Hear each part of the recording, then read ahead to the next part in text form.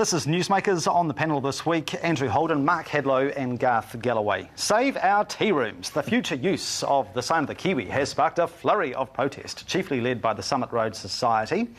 Does the City Council want to kick the jam scones into touch in favour of an information booth? Have council staff caused unnecessary anxiety? And what should happen from here? Mr Hadlow, how do you see it? Well, obviously, working as the events manager of the Christchurch City Council puts me in a particularly delicate situation. These are your personal views. These are my personal views. I stress this, and my yes. personal views are, once again, I think the decision has not been made. There is no discussion being done with councillors.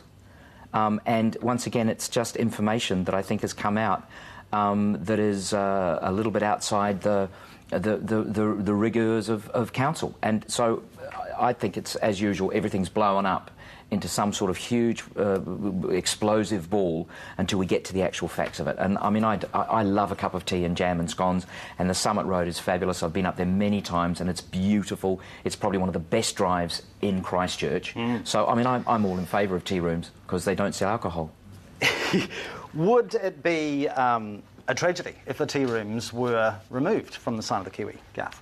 A tragedy might be overstating it, but I would be disappointed. When was the last time you had tea there, Garth? Well, I can tell you I had an ice cream up there a couple of weeks ago. Right. Before the topic broke, the subject was... They'll have a frozen thing in the information centre, I'm sure. Yeah, well, I don't think that... You know, what I know is that we don't need another information centre on the Port Hills. We've got one in Victoria Park. I live up around there, and so I'm familiar with these places. And we've got information at the Bellbird. There's information everywhere. And we don't need it. I think the tea rooms are great, and I think it would be a great shame. And the advantage about all this hoo-ha, and however it's broken, is that the council is getting a good insight that everybody, it seems to me, is in favour of the tea rooms remaining, and no one, I think, is saying that they want another information centre. It has certainly triggered a flurry of letters to the editor, Mr Holden. In fact, it could be argued that column has led this debate.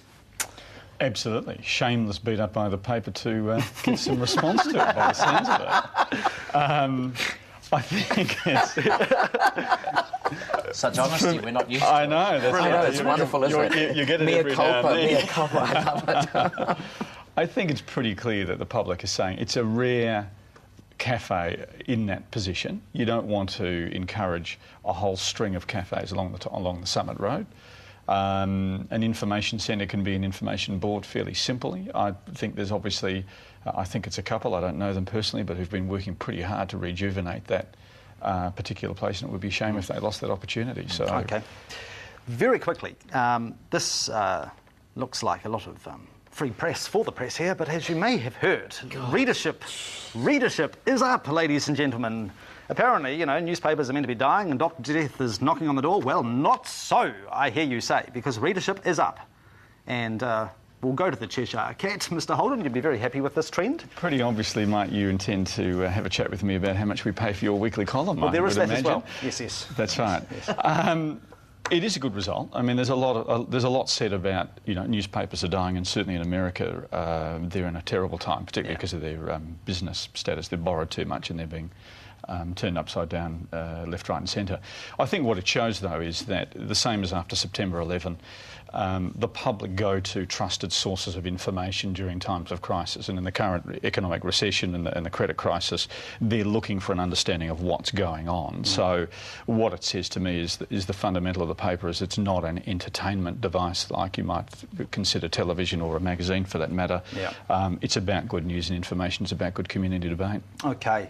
I do have to get my skates on here very quickly. Of course, the press is hosting the Prime Minister's South Island Forum next Wednesday.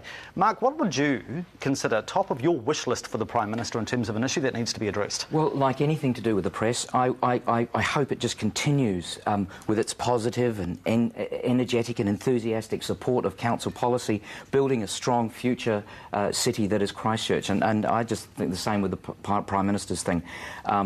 Let's get out there and get some positives out of it. Yeah, that's all I could say on that. You're a very positive man, Mark. Thank you, Andrew. Garth, what would you like to hear from the Prime Minister next week? Oh, just that he's going to continue to encourage growth, to try to encourage exports, to keep things going as best as that he can, to keep positive is what I want to hear, is good messages from the Prime Minister.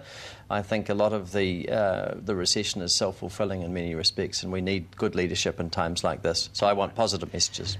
60 seconds on the clock for Heroes and Villains of the Week. Free shot time. Anyone, anything you wish to laud or lynch. Garth? Oh, Andrew Symonds is coming home again from another Australian tour. I suppose he's a villain, isn't he? You've got Richard Worth, I guess.